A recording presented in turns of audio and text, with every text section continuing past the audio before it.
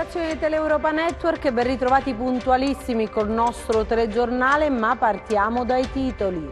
7 i comuni al voto in Calabria, urne aperte dalle 7 alle 23 di domani, riflettori puntati sulla Lamezia Terme e Cassano allo Ionio. Reddito di cittadinanza, record di richieste in Calabria, i dati resi noti dal rapporto della BCC Mediocrati, 9 famiglie su 10 coinvolte, ma c'è anche area di recessione. Mezzo miliardo di euro in fumo in giochi d'azzardo, ogni famiglia punta quasi 600 euro all'anno, Reggio Calabria la città dove si scommette di più sulla dea bendata. La Corte di Cassazione ha annullato la sentenza d'appello che aveva assolto gli indagati nel processo sulla Marlane, gli atti trasmessi a Catanzaro. L'ultimo saluto a Reggio Calabria a Nino Candido, il vigile del fuoco di 32 anni che ha perso la vita nello scoppio di una cascina insieme ad altri 2 colleghi. Arrestato dalla polizia a Cosenza un ladro seriale, l'uomo di 45 anni si era reso responsabile di numerosi colpi negli ultimi 4 mesi, il denaro serviva per procurarsi la droga. Torna al successo il Crotone che batte l'Ascoli allo Scida e torna in scia alla capolista che affronterà dopo la pausa. Domani tocca al Cosenza. Ancora buonasera, ben ritrovati da Anna Franchino a questa nuova edizione in diretta del nostro telegiornale. Lo avete visto dai titoli in apertura, parliamo delle prossime elezioni perché ci saranno i seggi aperti dalle 7 alle 23 domani in 7 comuni calabresi dove appunto si voterà per le comunali, un turno elettorale straordinario nei centri che tornano al voto dopo lo scioglimento per infiltrazioni mafiose. Dopo lo scioglimento per condizionamenti e infiltrazioni mafiose, in 7 comuni calabresi domani si torna al voto. 3 sono in provincia di Catanzaro, e cioè Lamezia, Cropani e Petronà, 1 in provincia di Cosenza, ossia Cassano allo Ionio, 1 in provincia di Crotone, Isola Caporizzuto, mentre 2 sono i centri del Reggino in cui gli elettori sceglieranno il nuovo sindaco, ossia Brancaleone e Marina di Gioiosa Ionica. L'eventuale turno di ballottaggio nei centri con oltre 15.000 abitanti si svolgerà il prossimo 24 novembre. Il comune più popoloso ad andare al voto è Lamezia Terme, comune nato dalla fusione dei centri di Nicastro, Santa Eufemia e San Biase. Lamezia è reduce dal terzo scioglimento per mafia. In campo ci sono 12 liste e 6 candidati a sindaco. Sfide a 2 invece a Cassano allo Ionio, a Petronà, Brancaleone e Marina di Gioiosa Ionica. A Isola Caporizzuto invece sono 3 i candidati a contendersi la fascia di primo cittadino. Nei centri interessati dal turno elettorale straordinario, dopo una campagna elettorale breve ma intensa da parte degli aspiranti sindaci, domani dunque la parola passa agli elettori. I seggi rimarranno aperti dalle 7 alle 23. Ed è incentrati invece sul reddito di cittadinanza, parliamo di economia, il report di quest'anno realizzato proprio dalla Banca di Credito Cooperativo Mediocrati sull'economia del territorio, economia che purtroppo segna il passo e c'è anche un po' di recessione. L'economia calabrese per il 2019 sembra proprio essere in recessione, lo dice il 15° rapporto della BCC Mediocrati sull'economia in provincia di Cosenza, e quello che risalta è anche che cala l'indice di fiducia degli imprenditori sull'andamento economico regionale. Viene meno anche la fiducia degli imprenditori, perché da questo rapporto viene fuori che c'è una perdita di fiducia da parte degli imprenditori calabresi e provinciali della provincia di Cosenza. Questa è una cosa negativa e comunque abbiamo voglia di essere vicino proprio a chi intraprende, a chi vuole fare qualcosa e quindi sostenerli, perché se sosteniamo loro certamente facciamo un bene alla comunità tutta.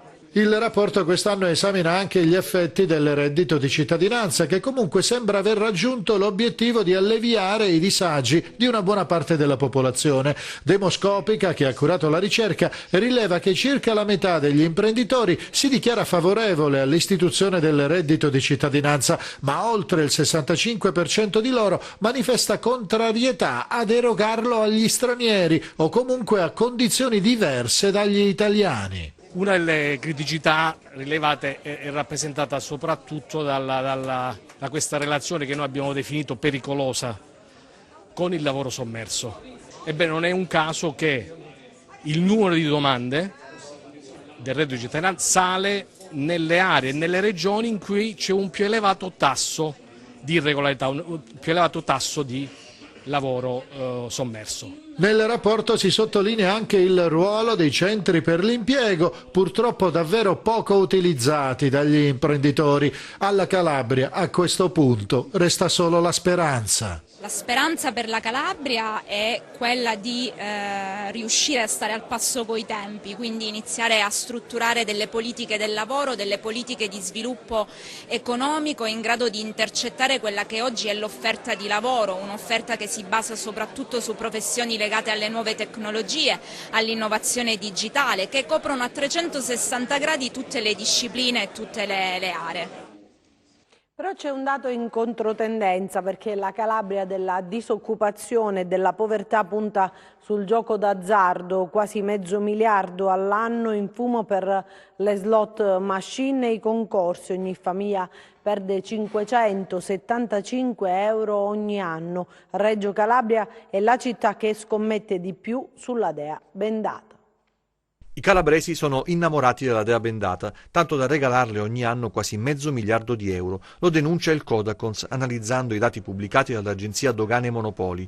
In media, ogni famiglia calabrese spende €575 all'anno in gioco d'azzardo, una cifra enorme che il Ministero ha calcolato sulla base della differenza tra quanto si gioca e quanto si vince. La somma che i calabresi hanno visto volatilizzarsi inseguendo il sogno di una vincita che possa cambiar loro la vita è di €462 milioni e dal calcolo sono escluse le giocate online che rappresentano il 30% delle scommesse, il gioco illegale che secondo le stime della Direzione Nazionale Antimafia rappresenta almeno il 20% del business.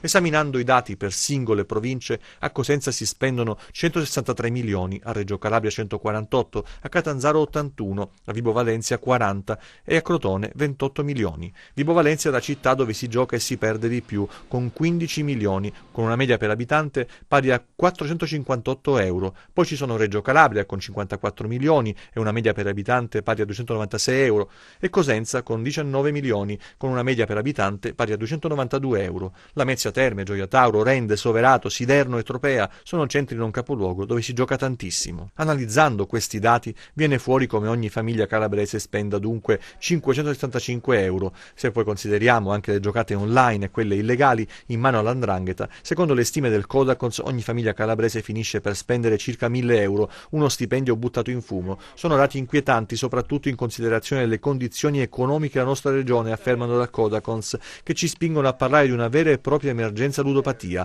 Le preoccupazioni derivano sia dalle evidenti infiltrazioni della criminalità e sia per i rischi alla salute dei cittadini. La cronaca giudiziaria adesso con la vicenda della Marlane di Praia a Mare. La Cassazione ha annullato la sentenza d'appello che aveva assolto gli indagati nel processo per disastro ambientale e omissione dolosa di cautela. Gli atti sono stati invece trasmessi a Catanzaro per stabilire l'eventuale risarcimento a favore delle vittime e degli enti coinvolti nella vicenda.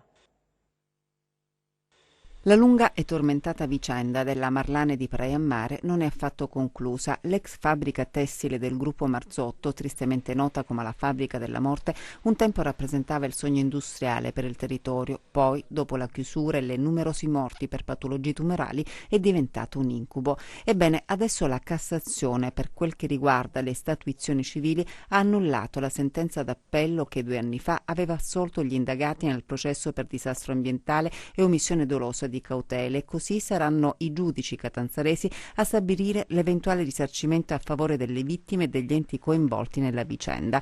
I giudici della Suprema Corte hanno accolto il ricorso avanzato dal Comune di Tortora. Si riapre dunque il fronte civile, mentre resta ancora in piedi il procedimento penale con l'inchiesta Marlane bis, in cui risultano indagate dalla Procura di Paola 7 persone che, secondo le accuse, con la loro condotta avrebbero causato il disastro ambientale dell'area dove sorgeva la fabbrica, oltre alla morte di alcuni operai. Circa 150 casi, secondo le ultime stime degli inquirenti, tra deceduti e persone che, dopo essere venute a contatto con le sostanze utilizzate per colorare i tessuti, si sono ammalate di tumore.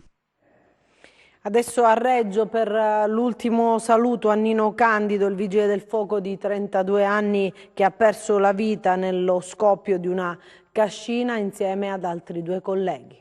Ed anche Reggio Calabria porta l'ultimo saluto ad Antonino Candido, il vigile del fuoco di 32 anni morto nella strage di Quarnieto in provincia di Alessandria. E mentre la procura alessandrina continua la sua inchiesta che sembra avere già acquisito importanti elementi, Reggio Calabria ha voluto stringersi intorno ai familiari del vigile del fuoco, intorno al padre, anche lui vigile del fuoco. Tanti pompieri, gli amici pompieri, i mitici pompieri all'interno del Duomo, ma anche tanti semplici cittadini che hanno voluto stringersi proprio fisicamente intorno ai cari di Antonino, che si era sposato, lo ricordiamo, in agosto. Una vita davanti spezzata da una tragedia sulla quale è giusto fare chiarezza. Tanta commozione, tanta emozione, ma anche tanta rabbia per un fatto che poteva e doveva essere evitato se non si fosse messa di mezzo l'ingordigia degli uomini. Per la giornata di oggi la giunta comunale di Reggio, guidata dal sindaco Giuseppe Falcomatà, ha indetto il lutto cittadino, non solo un atto doveroso, ma un atto sentito.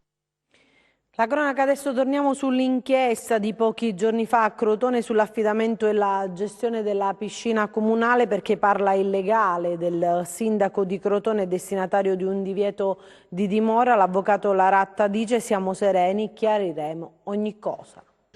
Siamo sereni, le parole di Francesco Laratta, legale del sindaco di Crotone Ugo Pugliese, che interviene dopo la bufera sul comune e la sospensione del primo cittadino da parte del prefetto, atto dovuto all'applicazione della legge Severino in conseguenza al provvedimento di divieto di dimora a cui è stato sottoposto il sindaco. L'inchiesta che ha fatto tremare il Palazzo di Città riguarda l'affidamento diretto da parte dell'amministrazione comunale della gestione della piscina olimpionica al consorzio da Ippo. L'accusa su un presunto accordo collusivo, ma ecco la lettura dei fatti da parte dell'avvocato. È una vicenda che, se può sembrare una vicenda estremamente intricata, è una vicenda invece estremamente semplice.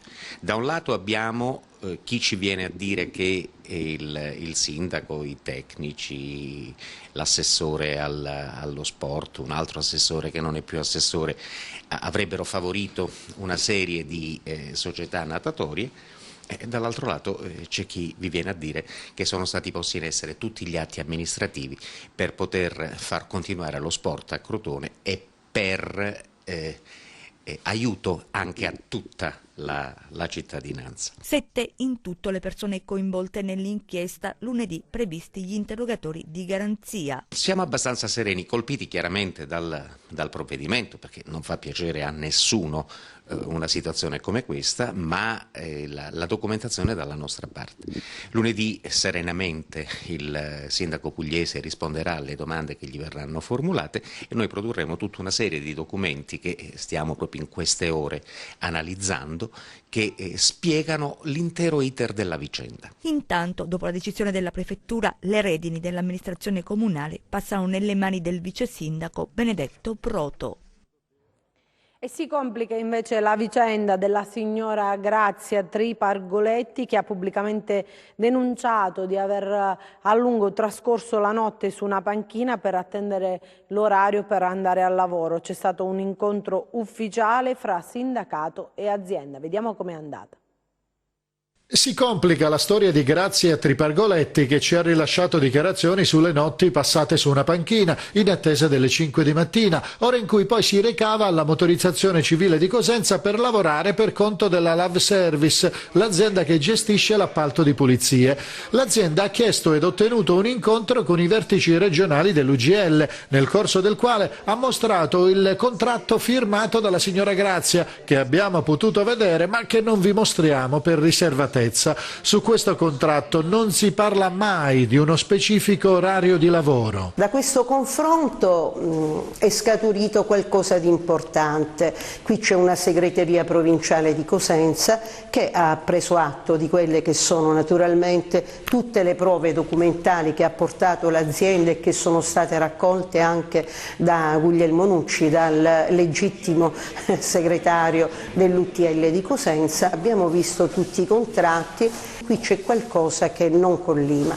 La Love Service ancora una volta ha dato disponibilità per la risoluzione del problema personale di Grazia, che non riesce a raggiungere il posto di lavoro all'alba, ma sottolinea di aver agito sempre correttamente. Abbiamo portato tutta la documentazione attestante la situazione specifica. Non risulta in alcun modo un contratto che preveda che la signora possa lavorare o debba lavorare in orari differenti da quelli che ha sempre assunto. La signora Grazia non ha voluto partecipare all'incontro e la sua posizione si fa ancora più confusa ora che è stato chiarito che non solo non è iscritta all'UGL, ma che è stata iscritta in passato a diverse altre organizzazioni sindacali e se la vicenda parte a giugno non si capisce neanche perché non si sia rivolta al sindacato al quale era iscritta almeno fino ad agosto. La signora era iscritta per l'altro sindacato fino ad agosto. È ovvio che ciò si presta a un po' di confusione. In questo marasma registriamo la solidarietà dimostrata all'azienda da parte dei colleghi di lavoro della signora Grazia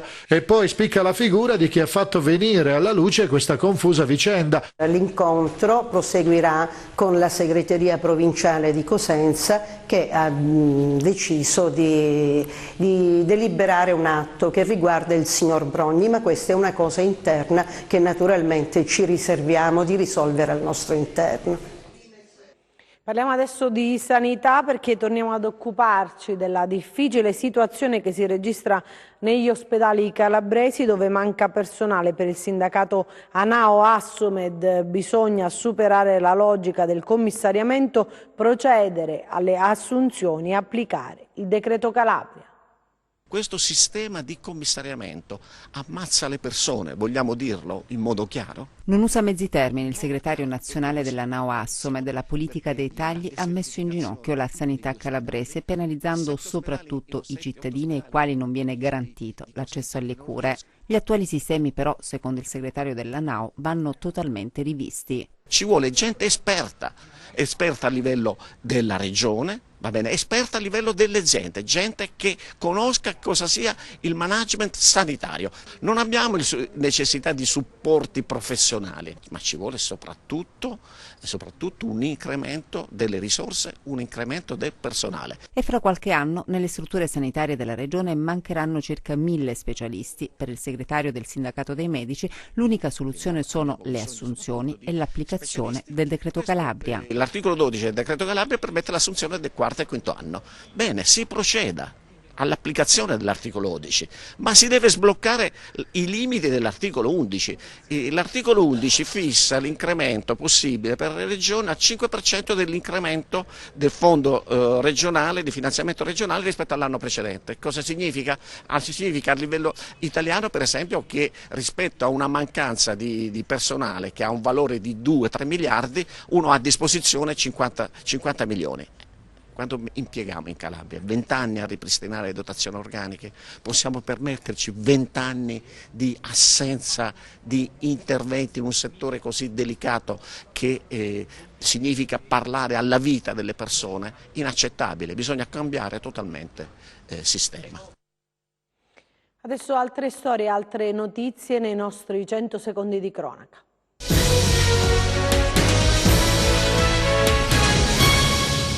E di 2 feriti, uno dei quali gravi. Si tratta di un ragazzo di 24 anni. Il bilancio di un incidente stradale avvenuto all'alba in via Lucrezia della Valle a Catanzaro. Lo scontro frontale tra 2 auto, sul posto i vigili del fuoco che hanno estratto i feriti dalle lamiere e i sanitari del 118.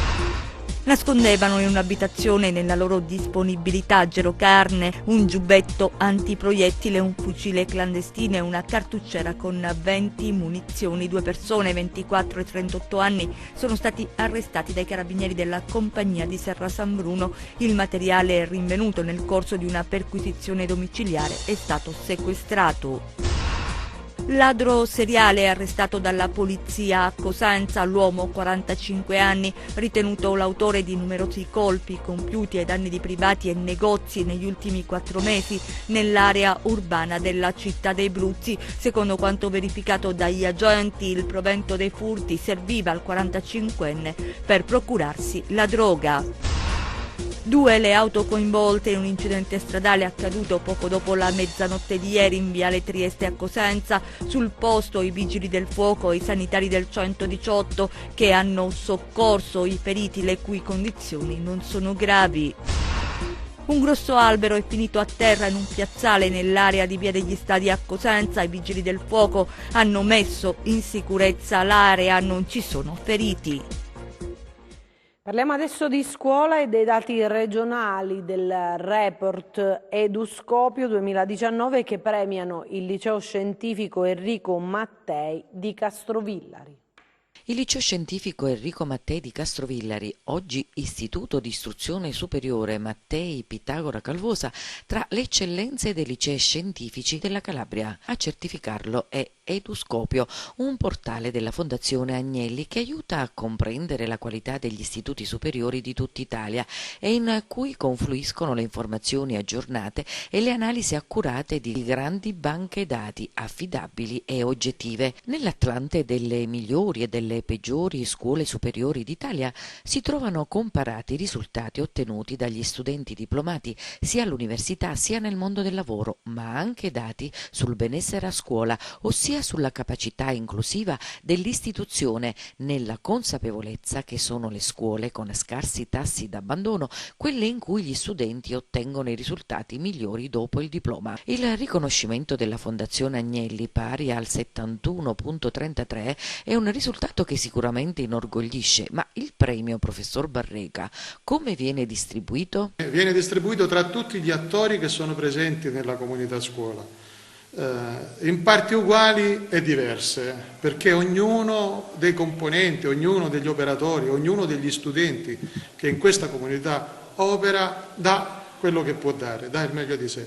Questo è l'obiettivo che la scuola si pone, quello di mettere ciascuno nella condizione di poter dare il meglio di sé, mantenendo sempre al centro delle nostre azioni i ragazzi che sono il cuore pulsante della nostra scuola comunità. Dopo essere stato presentato a Roma, anche a Civita arriva il volume dedicato al Parco del Pollino e curato dalla Repubblica. Il Castello di Cruia a Civita è stata la location prescelta per la presentazione del volume dedicato al Parco del Pollino, curato da Le Guide di Repubblica. Questa operazione sta dentro, questa dimensione di proiettare il parco da un contesto interregionale e metterlo anche grazie ai risultati conseguiti, il Geoparco UNESCO, la Carta Europea per il Turismo Sostenibile che ritireremo il 2 di dicembre a Bruxelles, la fase 2 perché la fase 1 già l'avevamo conquistata il 2015, ecco questi risultati e questa guida rafforza ormai questo contesto e questa, se posso dirlo, internazionalità di questo parco. Dopo la presentazione avvenuta nei giorni scorsi a Roma nella sala ISMA del Senato, il volume delle Guide di Repubblica dedicato al Parco Nazionale del Pollino è stato presentato proprio in uno dei luoghi simbolo dell'area protetta, Civita e il suo Castello di Cruia. La motivazione che ha spinto il parco è quello che probabilmente riconosce ormai a Civita una imprenditorialità grossa che ormai in questa comunità è cresciuta esponenzialmente in modo tale che sia sul campo gastronomico che sul campo ricettivo, in base ai nostri pochi abitanti, ne siamo meno di 1000 abitanti, abbiamo 7 ristoranti attivi tutto l'anno e circa 30 attività di B&B e affittacamere che vivono in questa piccola comunità. A Civita c'era un impegno di natura morale ed istituzionale con questa comunità di presentare questo lavoro e restituire a questa cittadina che è un po' il simbolo del turismo sostenibile tutta la sua grande dimensione. Alla serata di presentazione hanno partecipato anche 2 dei 4 testimonial della guida, lo scrittore Francesco Bevilacqua e lo chef Francesco Mazzei. Il Pollino mai prima d'ora era stato considerato come meta enogastronomica, no? Non a livelli internazionali o comunque nazionali con testate come la Repubblica. La Calabria e il Pollino può rinascere dall'enogastronomia, quindi dal turismo enogastronomico, quindi sono fiero e orgoglioso di essere un po' la faccia di questa guida. Se noi riannodiamo, come sta accadendo, il legame che c'è tra gli uomini, gli abitanti e i loro luoghi ripagheranno gli abitanti e creeranno per gli abitanti le condizioni, le occasioni per migliorare, per far diventare più vivibile, più accogliente, più attraente, più eminente l'intero territorio del parco. Parliamo adesso di sport, in particolare di calcio di Serie B. Iniziamo proprio dal Crotone che conquista 3 punti per ripartire dopo le sconfitte. Il Crotone si rialza nell'anticipo con l'Ascoli e si rimette in scia della capolista Benevento che affronterà nel prossimo turno dopo la sosta. L'anticipo sorride al Crotone che riprende la marcia dopo 2 sconfitte consecutive battendo l'Ascoli. I 3 punti avvicinano momentaneamente la formazione di Stroppa al Benevento, prossimo avversario alla ripresa dopo la pausa. Bastano 6 minuti ai padroni di casa per passare in vantaggio. Il solito Simi tenta di sfondare centralmente, ma l'opposizione alla difesa bianconera finisce per favorire Crociata che dal limite stoppa e tira superando le ali. Il vantaggio rasserena il Crotone che non può contare sulla grinta e le giocate di Benali, out per infortunio. La gara scorre via, con capovolgimenti di fronte e conclusioni da una parte e dall'altra, con Cordaz chiamato in causa da Berlec al tiro in diagonale. I padroni di casa non mollano la presa, Crociata e Simi sono pericoli costanti per la porta di Leali. Il nigeriano, lanciato a rete, sembra perdere l'attimo, poi beffa Brosco, l'estremo difensore, con un colpo da biliardo che vale il raddoppio. Gara chiusa? No, perché sul finire del primo tempo la riapre l'autogol di Marrone che devia nella porta di Cordaz un traversone di Gerbo. Nella ripresa il Crotone cerca con maggiore insistenza la terza rete, ci provano un po' tutti a battere le ali, mentre Zauri tenta la carta dei cambi per smuovere i suoi. L'unica grande occasione per i bianconeri è di Da Cruz che colpisce il palo, azione però ignorata dalla sintesi. Un rischio che però i di casa cancellano a pochi minuti dal termine con il tiro cross di Mazzotta che passa tra Valentini e Leali infilandosi in rete. È l'ultimo atto del match che riporta il Crotone a pochi passi alla vetta. Partita splendida e non era facile e quindi arrivare da 2 partite, da 2 sconfitte, al di là che erano arrivate in una certa maniera, però con la possibilità di fare la terza e non mollare e avere mantenere la stessa identità, avere la capacità di mantenere il campo, di essere padroni del campo come la squadra ha fatto questa sera è motivo di soddisfazione che giro sempre ai ragazzi per come hanno tenuto il campo, per la determinazione, per la qualità del gioco espresso, per il fatto di esaltare anche le qualità individuali. Sicuramente si può fare di più. Ancora per la Serie B, il Cosenza allo stadio Dal Contres Barone di Barcellona ha ospitato appunto l'allenamento di rifinitura dei Lupi, la formazione di Serie B che domani sarà impegnata nell'insidiosa trasferta di Trapani. Proprio questa mattina, dopo il saluto con il manager Marulla e Stefano Trinchera, il gruppo e i giocatori hanno svolto l'allenamento su un fondo di campo apprezzato proprio dallo staff tecnico rossoblù e domani affronteranno proprio questa insidiosa trasferta di Trapani. In Serie C invece la Vibonese nell'anticipo di oggi ha rifilato una cinquina al Rieti, a Razza è terminata 5-1, ha aperto Bubas al 16° e poi dopo il gol di Emausso Granata ha accorciato le distanze per il Rieti, ma poi i rossoblù hanno dilagato ancora con Emausso, Bernardotto e Preziosi, mentre domani si disputeranno le altre gare di Serie C. Adesso andiamo a vedere le previsioni del tempo.